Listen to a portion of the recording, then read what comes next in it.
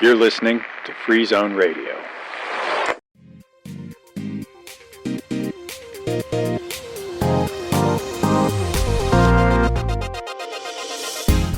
For Free Zone Radio, this is With Honors, Season 2.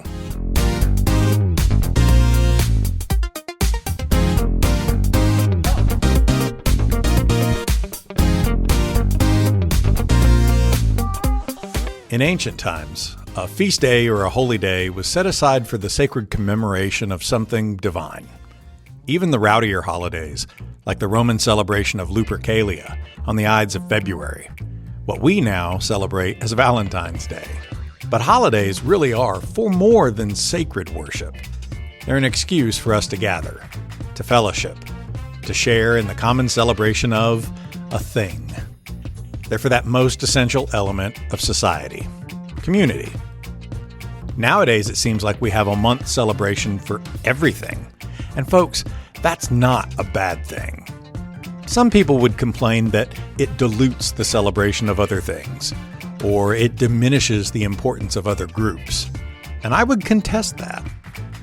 January is the new month of the year, so it's a time for new beginnings. It's about New Year's, but it's also about Martin Luther King Jr. Day and National Compliment Day on January 24th. Just so you know, you're looking good. And National Data Privacy Day on January 28th. So change your passwords. But my point is, so what? I can celebrate any or all of those things and not negate my mojo for kicking off the new year, new me. October is for Halloween, sure. But it's also Breast Cancer Awareness Month and National Bullying Prevention Month. And hey, it's also National Pizza Month. You're telling me one detracts from any or all of those? Celebrating Memorial Day in May doesn't negate my celebration of Mom on Mother's Day that same month, or vice versa. So we should celebrate plenty of things, even nowadays, especially so nowadays, when it seems like there's more and more to be grievous about. So what about March? Well, American author Garrison Keillor always said, March is the month God created to show people who don't drink what a hangover is like. And I'm not going to contest that one either. March is springtime and blossoms. And it's St. Patrick's Day with the shamrocks and the green. And spring break, partying up and down the coasts and road trips. March is daylight savings time and losing an hour's sleep. March is flowers and Bradford pear pollen and allergies and storms and snow when you've just started wearing shorts again and blinding, glaring sunshine on your hazy windows. March is half daytime and half nighttime. 88 degrees today and 30 degrees tomorrow. Not quite summer yet, but not quite winter anymore. March is a teenager who doesn't know what he or she wants yet. And they may love you right now, or they could blow up at you in the next 5 minutes. But just wait, they'll be sunshiny again by this weekend. March is an emotional roller coaster, and we're here for it. Among the secular celebrations, March is also National Reading Month. And how about that? A month-long initiative to foster a love of literacy and encouraging daily reading habits for all ages. As a celebration to honor Dr. Seuss's birthday on March 2nd, it features school activities, reading challenges, and community events to improve literacy skills, boost empathy, encourage bonding through shared stories. And there it is again. Empathy, caring, feeling. Well, this week, some of my students wanted to discuss just that, the emotional impact they get through reading. I am Ariana, and I'm also in band. I really enjoy learning new instruments, and I paint and make art a lot. Books have inspired me to participate in those activities because I like the descriptions inside, and then I try to recreate those. And I think that that's another thing, like elements inside of it, that's important to me. And I think that this is a really important topic because it can help you learn how to get into reading, which a lot of people struggle with, and the kinds of books and authors that you could look for. Okay, guys. Hey, it's Callie again, back from season 1. Fun fact, I recently joined the school board, and it's a little nerve-wracking because we have our first meeting Thursday, but it's exciting at the same time. Why I think this is important, I think that by reading books, it helps you to grow emotionally, with your emotional intelligence. I don't really know how to word that, but it helps you to be more aware of your emotions and how to deal with them in a better way, because you learn from the characters. You learn lessons from them. And then also, I just like reading books because I feel like not only do I learn a lot, but when there are situations similar to that happening in real life, I can go ahead and point out what's gonna go wrong before it does. And maybe you won't feel it the same way they do. But again, just because they celebrate this doesn't diminish what you get out of it. Maybe you have never cried while reading a book, or maybe you haven't yet, and that's fine. Maybe you've never gotten fired up while reading something. I mean, I doubt it, but maybe. Maybe you've not yet felt redemption, or hope, or grief, or joy. But really, I doubt it. Because like we always say, people are people are people.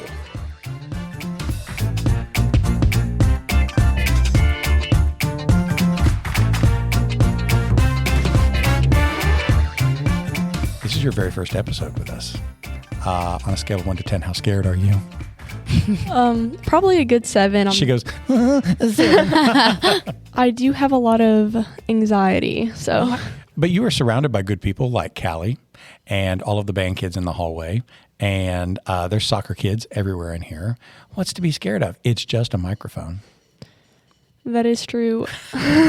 Also, Radio America, it's probably just like my mom and Drew Haston and maybe my wife who are listening. Yeah. I don't know that there's a ton of other people to be judging you or anything. It's okay. The Huz did say they were going to listen to the Here we go. So originally, what was it you wanted to talk about with this originally? Originally? Yeah. Your whole take on this episode is supposed to be about.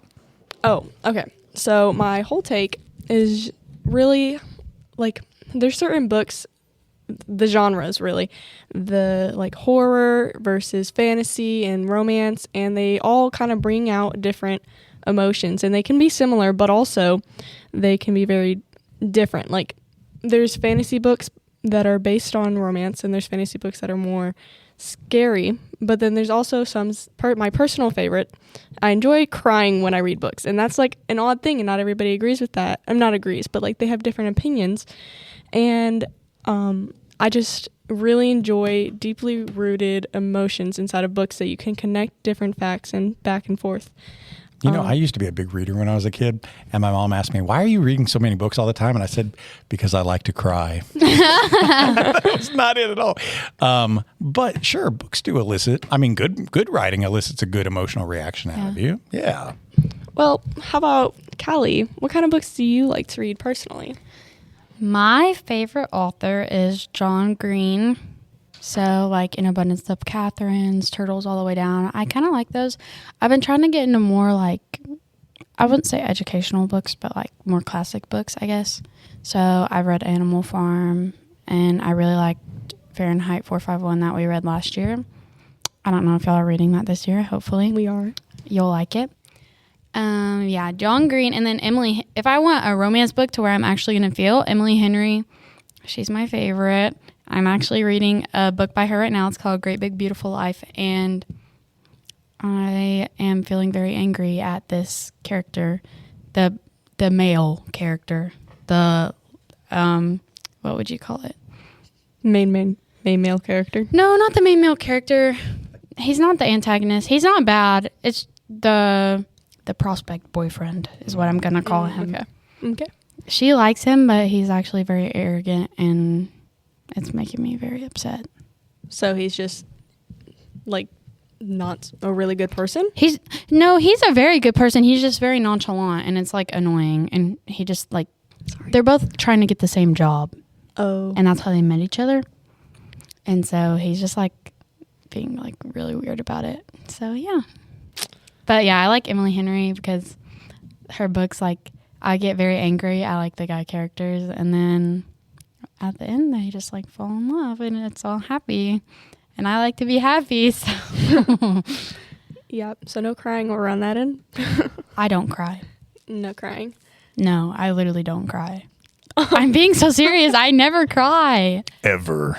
Ever. Crying is weakness. I don't have room for that. No, the last time I cried was when I got in my car crash because I thought my dad was going to be angry at me. But okay. But yeah, like literally I would go like months without crying, and I can't remember the last time I cried. I can't remember the last time I cried before that, except like, I don't know, like if somebody died or something, I'll cry, I guess. It was when we read Romeo and Juliet. Bro, I did not cry during Romeo and Juliet. See, I'm like the opposite of that, actually. I think crying is very healthy for me. So, but I don't cry like during situations. So, like I just have like, I'll be, I don't know, reading a book, and it's not even like about the book, but just having the free time that makes me emotional because it's like everything is just like pouring out, and then I just cry. But it's not really like in situations as stressful. I just think back on the stress, and then all of that makes me cry. But so I cry quite often. I mean, I'm in tune with my emotions, but I think it's just like how different people are raised. Like my dad was in the military and he's a police officer, so like he's pretty serious. He doesn't really cry a lot, so that leads to like me and my siblings not crying a lot either. Because, well, me and like my older brother especially, because our personalities are wired like a lot like my dad's. So we don't tend to cry a lot, but my older sister is like my mom and she does. So I didn't know that we had this in common, Callie, but my dad and my mom were both actually in the military for 10 years, and that's how they met. And then my mom's currently a federal police officer in Murfreesboro. So I didn't know that about you. Yeah. But Anna cries, and you don't. And I don't. We all because process I'm wired differently. like We my all dad. process differently. Yeah. So if crying is not your go-to emotional like venue, what is your emotional? Is it being exuberant, excited? Like my release Yeah. for like if I'm like sad or frustrated. Yeah, because we or- all process things differently. I think when I'm sad, I don't cry, but I like shut down and I like don't want to talk to people. That's like my response. And I mean, I think I've grown a lot like throughout our like my small group at church. Like my leaders have really shown me that like it is okay to talk about stuff. Yeah. So I have been working on not shutting down and talking to people, but I don't. The frustration in the books, you said, like you enjoy the conflict like going on, not just like smoothly, like a nice romance. Like I feel like a lot of people sometimes they look for easy like warming. And so do you enjoy like how you said that you were angry at the male guy? Like would you rather him be a frustrating kind of character, or would you rather him just automatically be a nice guy that treats her well, or do you enjoy the build-up? No, I like the conflict because you get to see how they resolve it. I like the conflict because it allows you to like, you obviously like in every book you know that the conflict is going to resolve in some way, but it also helps me to see how other people react to certain situations. So when I am like, say if I'm like in an argument with somebody else that I'm not super close to, it helps me take into account that not everybody is going to react to something the same way that I do. Like, for example, me and my best friend, Tori, we can get into arguments, and I'm a lot less, like, sensitive to some things than she is. And so I used to get, like, pretty frustrated because I feel like she would, like, take stuff too seriously. But then as we, like, grew in our friendship, I, like, just kind of understood that that's just how she's wired. So reading books helps me to broaden that understanding, I feel like. I feel like how you explained how you handle situations in the books that you read actually kind of are correlating, because like I don't know, like the emotions that you said that you bring out from the books is exactly what you just said that you try to do in your relationship with your friends, because you were saying like sometimes it gets frustrating, but in the end like it's like happy. Yeah. And I feel like that's kind of what you just said, and I'm enjoying that that's tying together. I'm going to say that I think that that's one of the reasons why I love being an English teacher, and why I think I love that we get to share stories while we read so many different things, is because nobody cares. I've said it a billion times. Nobody cares if you read Macbeth in high school. That's not what, matters. It's how you apply it to outside this building too. Like, why does it matter beyond the page? And we read so many different things. And doing so develops an empathy for other people and other experiences. You're supposed to watch a Greek tragedy, Aristotle says, so that you can go through a catharsis and think, oh, thank God, I'm not going to make those mistakes. Ooh, I have purged those emotions. I can move on without blinding myself like Oedipus does. You're supposed to have those reactions. I think it's also why we ride roller coasters. I love roller coasters. Did you hear that devil voice that suddenly came out? I think it's also, since it's spooky season, why we like going to haunted house attractions too. Why do we watch scary movies? It's because we like that thrill. We like that purging of emotions. It's like a psychological experience to read all these different things, to go through these experiences, because you got to purge those emotions. When you're thinking about things that you read for emotional reaction, or when you're thinking of emotional reactions you've had to things you read, what come to mind? Well, I do. I really, I enjoy having different perspectives on the characters, and I like that. Like with it angers me, like what Callie had brought up, and I hate knowing I enjoy knowing all of their different opinions, because it opens my mind up into, you don't really know what everybody else is thinking, because they all have different ways of looking into life, and that brings me sadness and like anger at the same time, and I enjoy it because so this book I'm reading currently is called Throne of Glass, and it's one of my favorite series. A lot of people say that it's over talked about, but currently there's a war going on, and there's these characters. The main character is Selena, / Aelin, because in the beginning she's introduced as Selena, and then we find out that she's somebody else. But we have these perspectives of like a bunch of different characters, and then there's another one, Manon, who they've only met one time, but we've been introduced into her life as a witch, and she is one of the 13, which is a coven that rules over kind of all the other covens. And recently they got into a war with another kingdom. And one of their biggest rules is that you cannot kill another witch, no matter what the cost is. But Manon, she hates how it's being run, and she is currently trying to actually befriend the enemy. And she ended up killing 2 witches, but she said that they tried to harm her first, and that there was another witch, 2 others, that knew what happened, but they didn't tell anybody. And her grandmother, she's really evil, and we know all of the sides of that. Like, we can hear the voices from Manon and from that other witch and from her grandmother.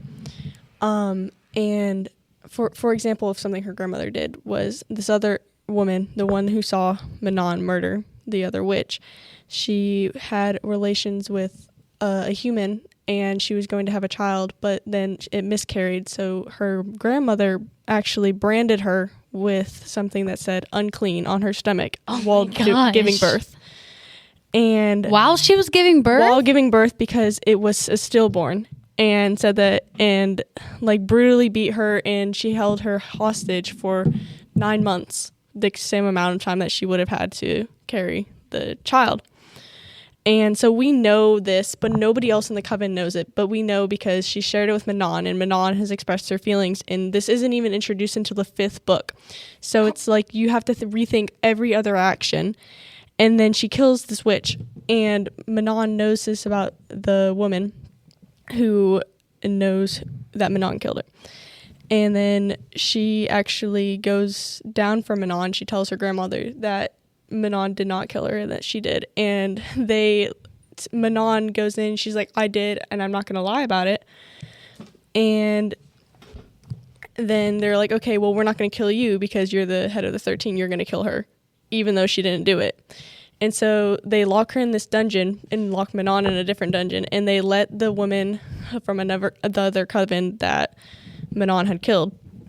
And they like brutally beat her. They whipped her, like literally treated her when Manon had seen her before she was supposed to go and kill her, she couldn't even hardly recognize her, but she didn't cry. She just stood there and said, just do it. Like, do it for your people. Like, I'm okay with dying. Like, it's my time. I'm glad that you're going to live. And she was like, you know what? She had to tie me up to beat me. And like, it's like showing another aspect of like, she's still very well trained and like just really is devoted to what she stands for. And then Manon doesn't kill her. She actually kills her grandmother. She tries to kill her grandmother instead. Oh. And it's just like knowing all of the perspectives and the opinions and the feelings that everybody else is, it really made that situation so much more emotional. And I mean, it went on through like 6 chapters of just this like probably like 20-minute interaction, but it was so like it was so in depth, and it makes you think of other things like refugees in war. And my favorite thing about Throne of Glass and Sarah J. Maas and a lot of the books I read is that they all correlate with war. I've noticed that. And I think that also brings me back to how I was raised, because I was born while my parents were both in war, actively out in Afghanistan, Kazakhstan, Iraq, Cuba, all over the place. And I never really correlated it. In Unbroken, that's another one, but it's a real life one. And that was the first book that I ever truly cried over. And it started my getting back into the reading. And I just recently realized that like I feel like I read these to try and relate to the things that my parents had to see and like go through. And while it may be fantasy and not actually like what happened, but it all kind of ties back. And I really enjoy seeing how what you watch and what you read all reflects on you. What about you? When have you had an emotional reaction to something that you've read? I did get this book from last summer when we went to Key West at this boutique called Float. And it was like a blind date with a book. I don't know if you've ever heard of that, but it's called Cece, Empress on Her Own. Also, guys, follow me on the Fable app, Callie Odell. Anyway, to see my book reviews. It's called Cece, Empress on Her Own, and it basically just followed Empress Elizabeth of Austria from the time that she got married very young all the way through like when she was assassinated. And it was from like her perspective. And reading that, because it was historical fiction, but it was like, I don't know how you would categorize it. It was historical fiction, but it was also like accurate about her life. It was based off her diaries. And I just got really sad, like seeing all the stuff that she went through. And then, like her family was like freaking crazy, bro. And it just, I don't know. It made me really sad to see, because I don't know if you know anything. I'm a history buff, so I don't know if you know anything about her, but she would literally like starve herself. Her waist was 16 inches.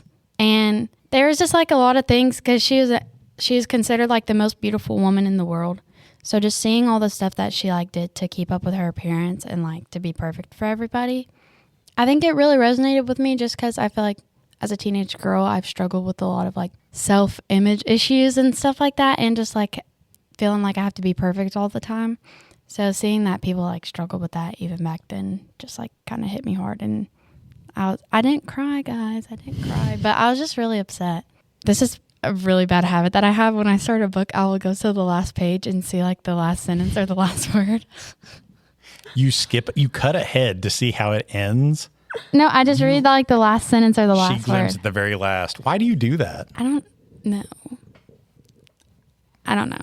What if it says, and then they all died? I think it's because I'm a control freak, so I just like want to know what happened. But yeah, I read the last thing, and then it didn't give me like any insight. So I'm like, I really don't know how this is gonna end, because I had like read up a little bit on her before, and I knew she got assassinated, but I was like, surely this won't be in the. It was in the book. When I don't look ahead at the end of the book, I also am allowed to like wonder, how does this end? Really, you do. I'm afraid to peek ahead. My mother-in-law does that, where she'll look at the last page or she'll read the last chapter, because she's not going to read the book if it has a bad quote unquote ending. Oh, I'll still read it even if it has a bad ending. I don't know, because sometimes the last word is like very impactful. So like when I read the book, I'll like try to like find that word, like see if I can find that word again, or smart. Like see how I can kind of like, I mean, the whole point of reading a book isn't to guess what the plot is going to be, but I do it anyway. So I don't know. Like I said, I'm a control freak. I'm a middle child. So my life is just chaotic. It's been I'm a chaotic. middle child. I do not cry. I will have control. It has been chaotic. So yeah, I feel like I'm a control freak because of that. Just because also, you don't know this, but I have 6 siblings. So yeah. So I'm just very like type A type of person. So I like to read the last word in the book so that I can feel like I'm having control, even though I'm not the one that wrote the book. I've read a billion different things for class, and I mean, you just read in your own free time. One of the books that I had to read at college that I did not love, I do remember having a strong emotional reaction to this, but now I'm thinking, maybe, I don't know, maybe it's been years, you should try reading it again. It's an award-winning book called A House for Mr. Biswas.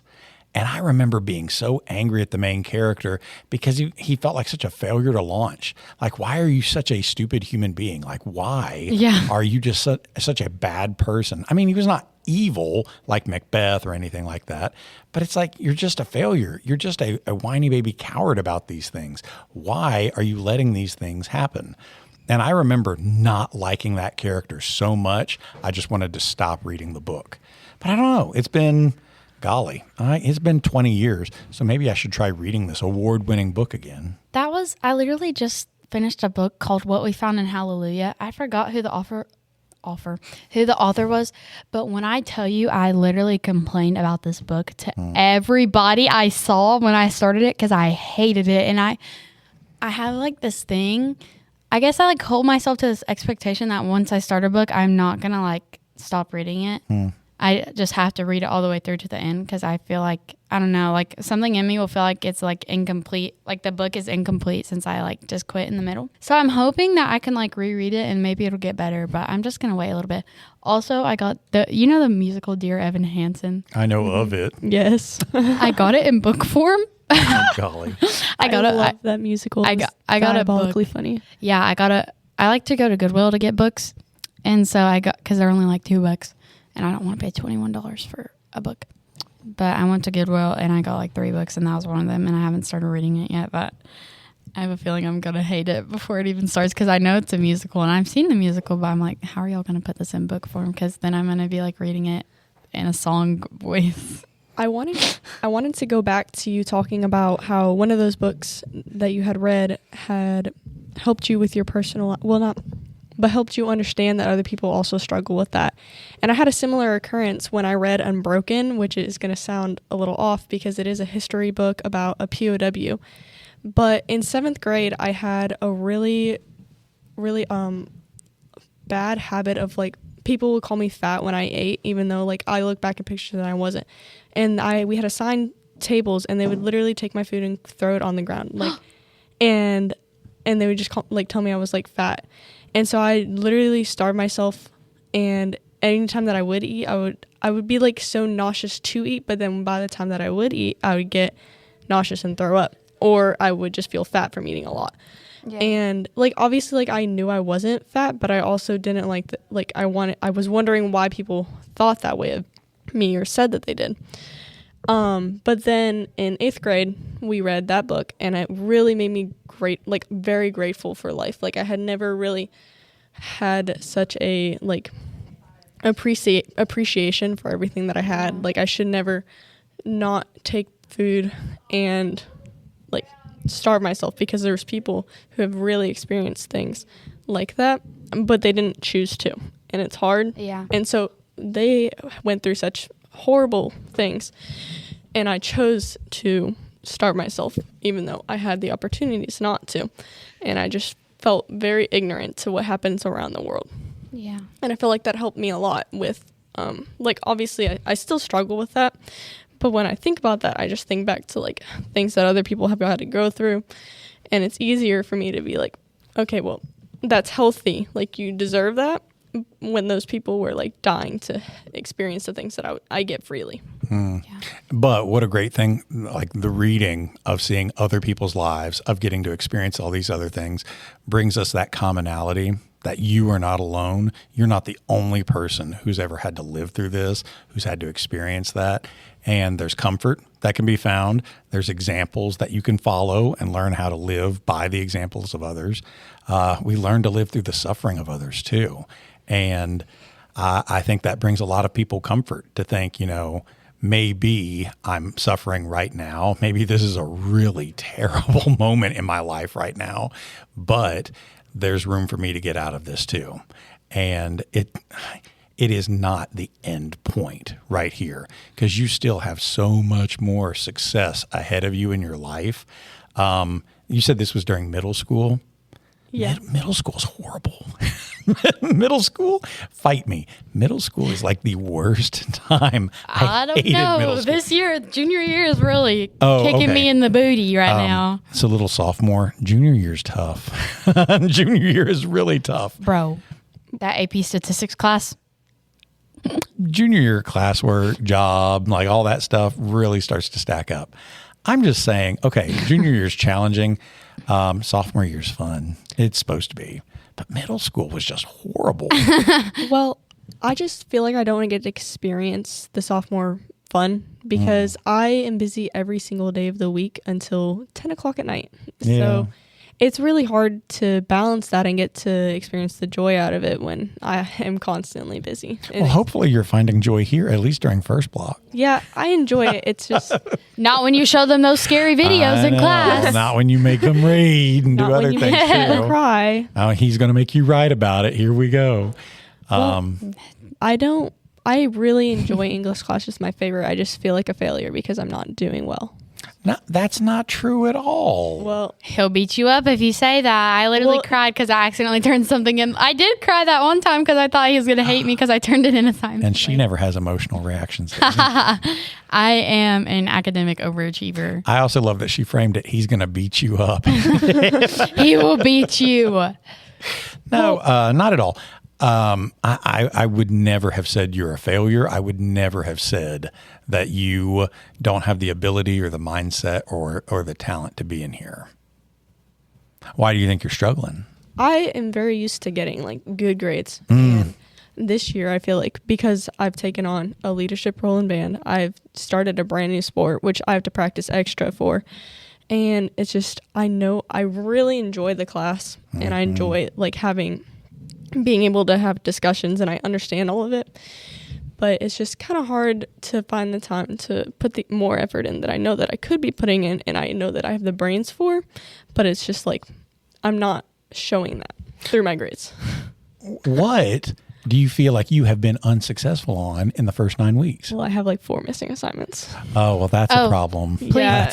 That's a problem. No, because if there's you have to specific, turn them in. if there's Yeah. specific, I don't judge other people for not turning in their work. I just judge myself.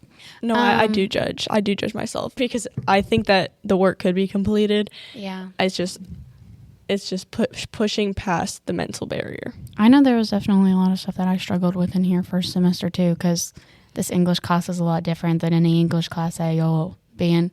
Like Miss Hawkins is my teacher right now, and I love her to death, but these classes, like, obviously two completely different things. Because that one's like Motley dual enrollment, and this is like literally our only classwork that we have due is we have 1 semester and we have 4 essays. That's our classwork. That's it. That's it. So if there are assignments that you feel like are like daily things that you're falling behind on, like, is that what it is? Yeah. Okay. Like when we do things in class and I start it and then we have to finish it at home and I get home and I just go to sleep. Well, I usually don't assign homework. Well, yeah, I know, but it's like I just don't. Sometimes it's hard for me to finish things in class.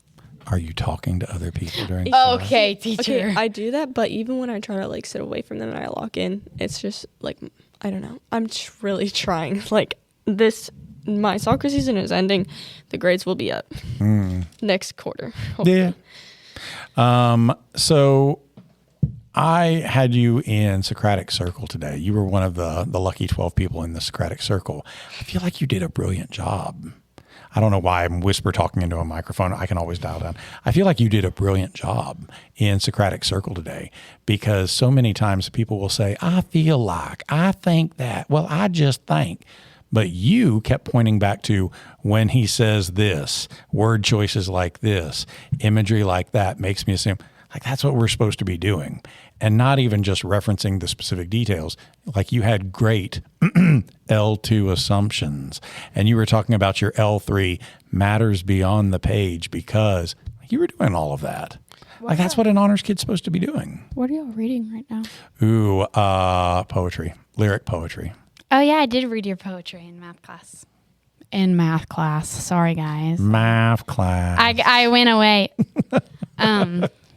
Lyric poetry was not my favorite. That's okay. I'm going to be so honest. That's okay. Caesar was my favorite. Yeah, but that's spring semester. And then you remember I got screamed at because I was voted consul and I told everybody to be quiet because I couldn't hear my other consul. It's a whole new adventure. They can do that too. I love poetry. Yeah. It's one of my favorite things. It's like my favorite. I have a love-hate relationship with it because I really truly enjoy analyzing every single little bit. Like, I showed them my notes. Oh, heck no. And she went crazy because my entire page is filled. Like, I find joy in it. And my problem is I'm like I enjoy writing as well, but writing about poetry, I have so many things going on in my brain and I can't put them down. Like, I know how to connect them in my words, but then putting them into like typing out and all of that, I really just have to work on that. I do think that a good solution to that is just to write it out. Let it be as messy as it's going to be, but just write it out. See, yeah. My biggest thing is like my creativity. Like, everybody has like a certain thing that they like excel with that relates to like being creative. Mine is like music, but it's not like the lyric version of music. It's just like instruments and stuff like that. Like, Oh, do you play instruments? I can play the piano, like I can play keyboard a little bit, but I just mean like putting different types of music together to make like, but I think you'll be proud of me. In my English part on the ACT, I got 68 out of 75 right.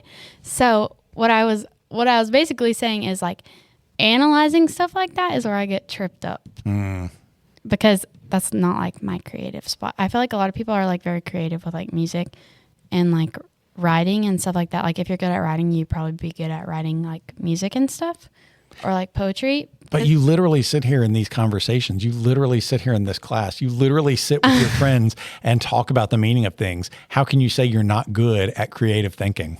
It's just not like my biggest like attribute. Like, I think that's you selling yourself short. I feel like I think you are good at it and you're just saying that you're not. I just think I'm more analytical. That's okay to be analytical. Which is why I pointed out like the English thing, because the English portion of the ACT is more the grammar, and then you have which is literally something that I am like. That's like I love grammar and editing skills. I love it. But then you get to the reading portion. But the reading portion's and it's analytical. I mean, not analytical. It wants you to point back to the text thinking. and find me where's the answer for these judgments. Yeah. I would also say that you are both really good at doing that. And if you're talking about analysis and an analytical mind, how is that not the same thing? It's analysis. I don't know. I just feel like I think it takes more like imagination, which I have imagination, but I like to stick to that's why I like AP statistics, because it's factual. Yeah. I like to stick to the facts. But this is the wonderful thing about the judgments that you make about your poetry. Your emotional reactions are drawn from what imagery, from what occurrences, from what structure of it. When we sing along with Before He Cheats and Carrie Underwood, we are steadily getting angrier along with the speaker, or we're getting fired up about getting our revenge. You didn't just open up the song and be like, yeah, I'm ready to burn down a building. Like, you get fired up until you are taking a knife to his pretty little souped up 4-wheel drive, that kind of thing. Also, about the poetry that we've been reading, I didn't tell you this, but I made a painting and then I put the poem on it, and it was the Annabelle Lee one. I really liked it. So you're bringing it into class for the rest of the class. I was thinking about that maybe. Yeah, you should show it off. The things about ourselves correlate to what we read, and I think that that's just something that people need to find out about, analyze of themselves so that they can read more and find what they're into. Essentially that. That's it. I'm looking.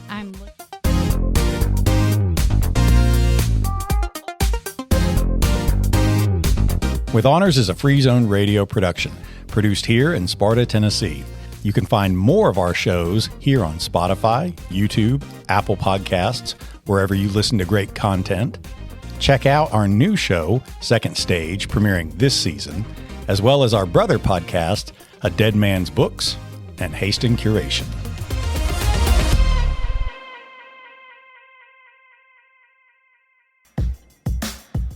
Hey everyone, my name is Drew, and I want to talk to you about my show, A Deadman's Books. The show was created with the mindset of whenever I pass away, as morbidly as that sounds, that my children would inherit my books, and of all the things that I'm going to pass down to them, I think that that's the one thing that I want them to make sure that they keep and go through on their own time, but I want to be there next to them whenever they read these things. And so I created a podcast so that they could go back and listen to me and my friends and other people as we read through these books and what we had to think about it. But it's grown to so much more. We've got authors we interview. We talk about everyday life. We talk about how literature connects to life. All of those things in one place. And now we want you to come along with us and join us. This is a podcast not just for my kids, but for everyone who loves to read, everyone who loves a good story, everyone who's a parent, everyone who's a teacher, everyone who just enjoys literature. This is a place to come. So come join us every Monday on A Deadman's Books.